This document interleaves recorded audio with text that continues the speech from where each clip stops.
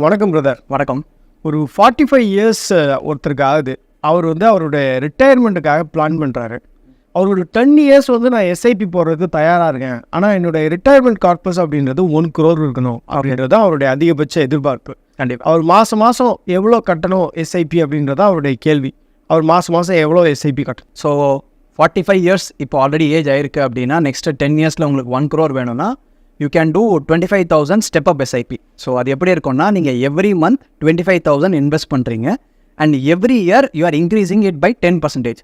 So இந்த வருஷம் நீங்கள் 25,000 எவ்ரி மந்த் எஸ்ஐபி பண்ணிகிட்டு இருக்கீங்க. அடுத்த வருஷம் நீங்கள் வந்து 27,500 எவ்ரி மந்த் பண்ணுவீங்க. அதுக்கு அடுத்த வருஷம் மறுபடியும் 10% இன்க்ரீஸ் பண்ணுறீங்க. அப்படி இன்க்ரீஸ் பண்ணுறதுனால உங்களுக்கு 10 இயர்ஸில் you will be getting 1 crore. இந்த 1 crore you will be investing about 48 lakhs and உங்களுக்கு ரிட்டர்ன்ஸ் வந்து அபவுட் 52 lakhs வந்துடும் if it is giving you 15% average returns. இப்போ ஸ்டெப் அப் எஸ்ஐபி அப்படின்றது வந்து எவ்ரி இயர் நம்ம கட்டுற அந்த எஸ்ஐபியை ஒரு 10% இன்க்ரீஸ் பண்ணுறதா இல்லை வந்து அதே அமௌண்ட் வந்து இன்க்ரீஸ் பண்ணுறதா? ஸோ இதில் ஃபிக்ஸட் அப்படின்றது கிடையாது. பட் நமக்கு டார்கெட் 1 crore இருக்குது, அதுக்கு டைம் டியூரேஷன் 10 years இருக்குன்னா அதுக்கு நீங்கள் எவ்ரி இயர் 10% இன்க்ரீஸ் பண்ணால் தான் உங்களால் வந்து ரீச் பண்ண முடியும். இதுவே உங்களுக்கு வந்து டைம் கொஞ்சம் அதிகமாக இருக்குது, 10 இயர்ஸுக்கு பதிலாக 15 years இருக்குன்னா அப்போ நீங்கள் 10%க்கு பதிலாக ப்ராபப்ளி ஒரு 5% இன்க்ரீஸ் பண்ணாலும் உங்களால் அதை அச்சீவ் பண்ண முடியும். அப்படி இல்லைனா நீங்கள் வந்துட்டு இனிஷியல் அமௌண்ட்டை இன்க்ரீஸ் பண்ணலாம்.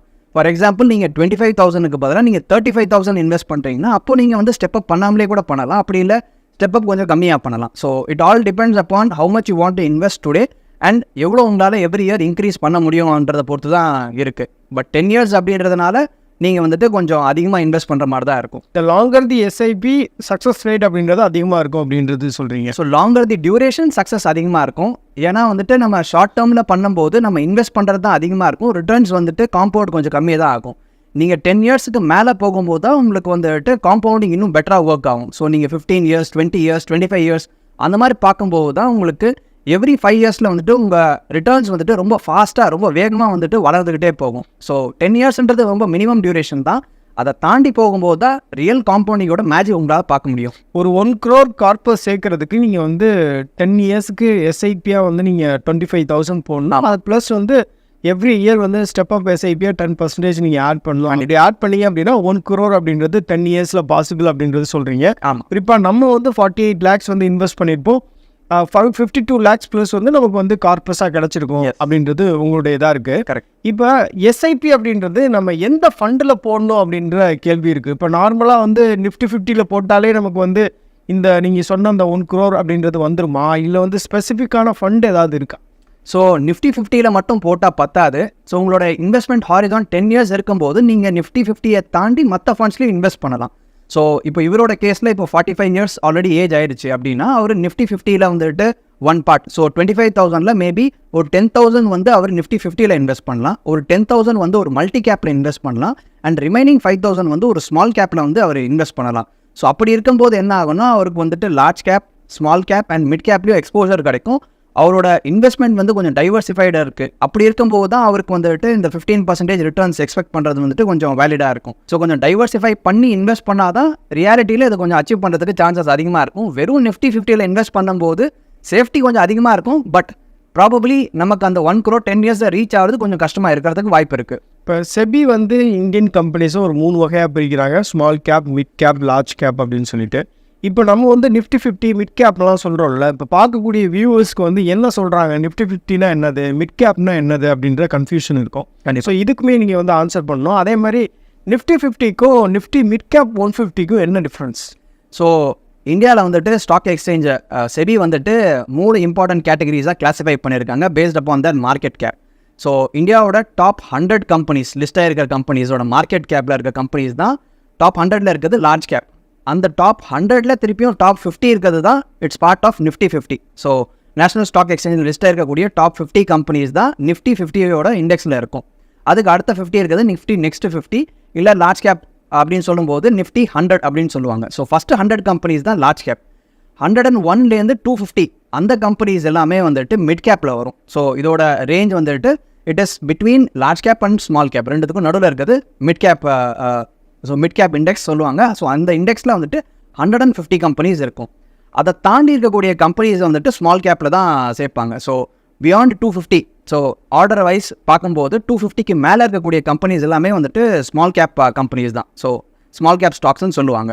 நீங்கள் இன்னொரு கேள்வியும் கேட்டிருந்தீங்க, நிஃப்டி 50க்கும் நிஃப்டி மிட் கேப் 150க்கான டிஃப்ரென்ஸ் என்னது அப்படின்றது. நான் ஏற்கனவே சொன்ன மாதிரி ஸோ ஆர்டரிங்கில் ஃபஸ்ட்டு 50 கம்பெனிஸ் வரது வந்துட்டு இந்தியாவோட டாப் 50 கம்பெனிஸ் நிஃப்டி 50 இண்டெக்ஸில் இருக்கும்.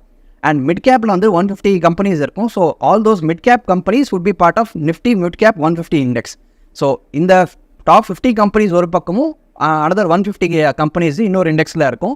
ஸோ வாலட்டிலிட்டி பார்க்கும்போது உங்களுக்கு நிஃப்டி 50ல் வந்து கொஞ்சம் கம்மியாக இருக்கும். ஏன்னா அதில் வந்துட்டு இந்தியாவோட டாப் கம்பெனிஸ் இருக்கும். For example ICICI bank, HDFC bank, TCS, Infosys, Reliance, இந்த மாதிரி கம்பெனிஸ் வந்துட்டு ஆல்ரெடி ரொம்ப எஸ்டாப்ளிஷ்டாக இந்தியாவில் வந்துட்டு இருக்குது. ஸோ அந்த மாதிரி கம்பெனிஸில் நீங்கள் இன்வெஸ்ட் பண்ணும்போது உங்களோட ரிஸ்க் கொஞ்சம் கம்மியாக இருக்கும். பட் அதே நேரத்தில் ரிட்டர்ன்ஸும் கொஞ்சம் கம்மியாக தான் இருக்கும். ஏன்னா இவங்கெல்லாம் ஆல்ரெடி ரொம்ப எஸ்டாப்ளிஷ்டாக இருக்காங்க. அதே நீங்கள் மிட் கேப்பில் பார்க்கும்போது இதெல்லாம் எமர்ஜிங் கம்பெனிஸ். ஸோ ஆல்ரெடி இருக்குது மார்க்கெட்டில், பட் இன்னும் அதுக்கு க்ரோத் பொட்டன்ஷியலும் நிறைய இருக்குது. ஸோ அப்படி இருக்கும்போது வந்து பார்த்தீங்கன்னா இதில் வந்து உங்களுக்கு ரிட்டர்ன்ஸ் அதிகமாக வரலாம். பட் அதே நேரத்தில் உங்களுக்கு ரிஸ்க்கும் வந்துட்டு நிஃப்டி 50யை கம்பேர் பண்ணும்போது மிட் கேப்பில் கொஞ்சம் அதிகமாகவே இருக்கும். இப்போ இவருடைய கேஸில் பார்த்தோன்னா ஃபஸ்ட்டு 3 இயர்ஸ் வந்து அவர் வந்து நிஃப்டி 50ல் இன்வெஸ்ட் பண்ணுறாரு. அதுக்கு பிறகு அவர் வந்து மிட் கேப் 150க்கு நான் வந்து ஸ்விட்ச் ஓவர் ஆகணும் அப்படின்னு நினைக்கிறாரு. அப்படின்னா பிட்வீன் அது மாதிரி நம்ம ஸ்விட்ச் ஓவர் ஆக முடியும். ஸ்விட்ச் ஓவர் பண்ணலாம், but we have to be a little careful. ஏன்னா நீங்கள் வந்துட்டு இண்டெக்ஸில் இன்வெஸ்ட் பண்ணுறீங்கன்னா பொதுவாக வந்துட்டு எக்ஸிட் லோட் இருக்காது. பட் கேபிட்டல் கெயின்ஸ் டேக்ஸ் வந்து அங்கே அப்ளிகபிளாக இருக்கும். ஸோ நீங்கள் வந்து 1 இயருக்கு மேலே இன்வெஸ்ட் பண்ணியிருக்கீங்க அப்படின்னா அதுக்கு வந்துட்டு 10% long term capital gains tax வரும். பட் 1 இயர்க்குள்ளே அது இருக்குன்னா உங்களுக்கு short term capital gains tax வரும், which is 15%.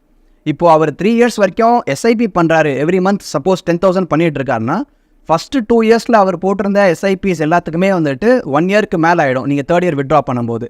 ஆனால் கடைசி இயரில் நீங்கள் வந்து இன்வெஸ்ட் பண்ணது எல்லாமே வந்துட்டு தோஸ் ஆர் வித்தின் 1 இயர். அப்படி இருக்கும்போது அதுக்கு வந்து short term capital gains tax வரும். ஸோ இந்த டாக்ஸேஷன் பார்ட்டை வந்துட்டு நம்ம கொஞ்சம் மைண்டில் வச்சு கேல்குலேட் பண்ணி அது வந்து எஃபெக்டிவாக இருக்கும்னு தெரிஞ்சால் நம்ம வந்து மூவ் பண்ணலாம். பட் மூவ் பண்ண முடியுமான்னு கேட்டிங்கன்னா எஸ், கண்டிப்பாக மூவ் பண்ணலாம். ஒரு சிம்பிளாக வந்து புரிஞ்சுக்கிறதுக்கு நம்ம இந்த கேஸை எடுத்துப்போம். ஒரு 1 crore அப்படின்றது ஒரு டார்கெட் அமௌண்ட்டாக இருக்குது. 10 years within a period of 10 years வந்து அவர் வந்து ஸ்டெப் அப் எஸ்ஐபி பண்ணுறாரு. எவ்ரி இயர் 10% இன்க்ரீஸ் பண்ணுறாரு. எஸ்ஐபியாக 25,000 வந்து அவர் பே பண்ணுறாருன்னு வச்சுப்போமே. எஸ், இப்போ அவருக்கு வந்து 48 lakhs வந்து அவர் இன்வெஸ்ட் பண்ணியிருப்பாருன்னு சொல்கிறீங்க. கேபிட்டலாக வந்து அவருக்கு 52 lakhs அடிஷ்னலாக வந்திருக்கும். இப்போ கேபிட்டல் கெயின் டேக்ஸ் வந்து இவர் எவ்வளோ கட்டணும்? ஸோ இவர் 48 lakhs இன்வெஸ்ட் பண்ணுறாரு, 52 lakhs வருது. ஸோ இவரோட கேஸில் இப்போது நம்ம கொஞ்சம் காம்ப்ளெக்சிட்டி கம்மி பண்ணுறதுக்கு let us assume that everything is coming under long term capital gains tax. So இவருக்கு 52 lakhs கெயின்ஸ் வந்திருக்கு. ஸோ அதெல்லாம் வந்துட்டு ஃபஸ்ட்டு 1 lakhக்கு மட்டும் அவருக்கு வந்துட்டு எந்த டேக்ஸும் பே பண்ண தேவையில்ல. ரிமைனிங் 51 lakhsக்கு வந்து 10% அப்ளிகபிளாக இருக்கும், which means that 5.1 lakhs. So 5,10,000 அவர் வந்து டேக்ஸில் பே பண்ணி ரிமைனிங் அமௌண்ட் அவர்கிட்ட இருக்கும். ஸோ அப்படி பார்க்கும்போது இல் ஹேவ் அரவுண்ட் 95 lakhs. ஸோ மீதி 5 lakhs வந்துட்டு அவர் டேக்ஸில் வந்து பே பண்ண வேண்டியது இருக்கும். பட் இதை வந்துட்டு மிட்டிகேட் பண்ணுறதுக்கு சில வழிகள் இருக்குது. ஃபார் எக்ஸாம்பிள், இந்த 1 crore மொத்தமாக அவர் வந்து வீடு வாங்குறதுக்கு வீடு கட்டுறதுக்காக யூஸ் பண்ணுறாரு அப்படின்னா அந்த 5 lakhs டேக்ஸில் பே பண்ண தேவையில்லை. இது ஒரு வழி.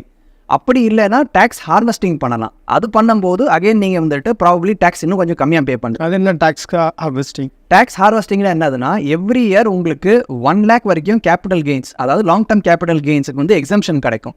ஸோ இப்போ நீங்கள் ஃபார் எக்ஸாம்பிள் ஃபஸ்ட்டு 3 இயர்ஸில் வந்துட்டு ஒரு 4 lakhs இன்வெஸ்ட் பண்ணியிருக்கீங்க. ஸோ அப்படி இருக்கும்போது உங்களோட கெயின்ஸ் வந்து ஒரு 2 lakhs இருக்குன்னா நீங்கள் அதில் ஒரு பார்ஷியல் அமௌண்ட் செல் பண்ணிவிட்டு திருப்பியும் பை பண்ணணும். ஸோ நீங்கள் செல் பண்ணும்போது அதில் கெயின்ஸ் எவ்வளோ இருக்குது? ஸோ ஒரு 1 lakh கெயின் இருக்குன்னா அந்த 1 lakhக்கு நீங்கள் டேக்ஸ் பே பண்ண தேவையில்லை. ஸோ நீங்கள் செல் பண்ணி மறுபடியும் அதே ஃபண்டில் கூட திருப்பியும் இன்வெஸ்ட் பண்ணலாம். எவ்ரி இயர் நீங்கள் இதே மாதிரி செல் பண்ணி இன்வெஸ்ட் பண்ணணும். ஸோ அந்த 1 lakh கெயின்ஸுக்கு வந்துட்டு நீங்கள் டேக்ஸ் பே பண்ண மாட்டீங்க. ஸோ அப்படி பண்ணும்போது என்ன ஆகுனா நீங்கள் 10 இயர்ஸில் ஒரு 10 lakhs இந்த மாதிரி நீங்கள் சேவ் பண்ணலாம். ஸோ நீங்கள் எண்ட் ஆஃப் தி 10 இயர்ஸில் உங்களுக்கு 52 lakhs கெயின்ஸ் இருக்கிறதுல ஒரு 10 lakhs இதில் கம்மி ஆகிடும். அப்படி பார்க்கும்போது நீங்கள் ஒரு 1 lakh நீங்கள் டேக்ஸில் வந்து சேவ் பண்ணுவீங்க. ஸோ டுவர்ட்ஸ் தி எண்ட் நீங்கள் 5.1 lakhs டேக்ஸ் பே பண்ணுறதுக்கு பதிலாக ப்ராபப்ளி 4.1 lakhs தான் பே பண்ணுவீங்க. ஸோ கொஞ்சம் கம்மியாகும். அஃப்கோர்ஸ் கம்ப்ளீட்டாக அவாய்ட் பண்ண முடியாது, அதை நீங்கள் என்ன யூஸ் பண்ணுறீங்கன்ற பொறுத்து இருக்குது. பட் கம்மி பண்ணுறதுக்கு நீங்கள் டேக்ஸ் ஹார்வெஸ்டிங்கை யூஸ் பண்ணலாம். இன் ஜென்ரலாக வந்து ஹார்ட் அண்ட் மணியை தான் பீப்புள் வந்து இன்வெஸ்ட் பண்ணுறதுக்கு முயற்சி பண்ணுறாங்க. கண்டிப்பாக. இப்போ வந்து மியூச்சுவல் ஃபண்டை பொறுத்த வரையில் நான் கேபிட்டல் கெயின் டேக்ஸ் வந்து கட்ட விரும்பலை. இப்போ நான் டேக்ஸ் கட்டாமல் ஏதாவது ஒரு ஃபண்டில் நான் முதலீடு பண்ண முடியும் அப்படின்னா ஏதாவது அப்படி ஆப்பர்ச்சுனிட்டிஸ் இருக்கா, ஆப்ஷன்ஸ் இருக்கா? இல்லை, நீங்கள் வந்து இன்வெஸ்ட் பண்ணுற அமௌண்ட்டுக்கு வந்துட்டு ஏடிசியில் கிளைம் பண்ணுறதுக்கு ELSS டேக்ஸ் சேவர் ஃபண்ட்ஸில் இன்வெஸ்ட் பண்ணலாம். பட் நீங்கள் கெயின்ஸ் உங்களுக்கு வருது அப்படின்னா அதுக்கு கண்டிப்பாக நீங்கள் வந்து டேக்ஸ் பே பண்ணுற மாதிரி தான் இருக்கும்.